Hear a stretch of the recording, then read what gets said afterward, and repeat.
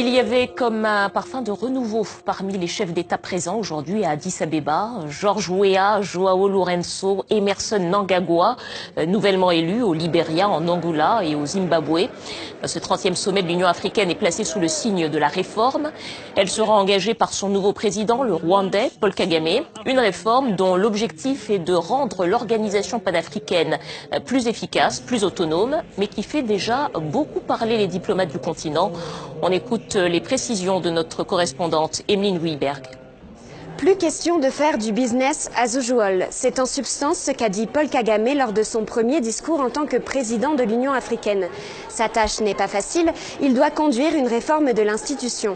Une institution très critiquée pour son inefficacité et surtout sa dépendance à l'égard des bailleurs internationaux qui la financent aux 3/4.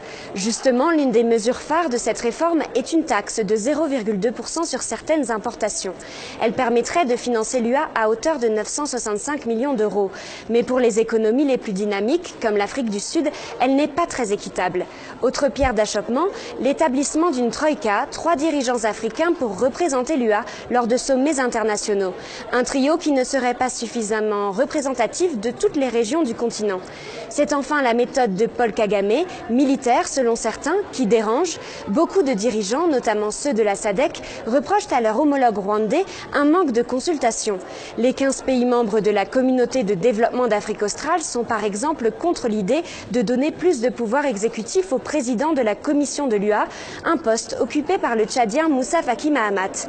La commission n'est pas une entreprise privée mais une organisation de 55 États membres, ont-ils écrit dans un document adressé au président sortant de l'UA.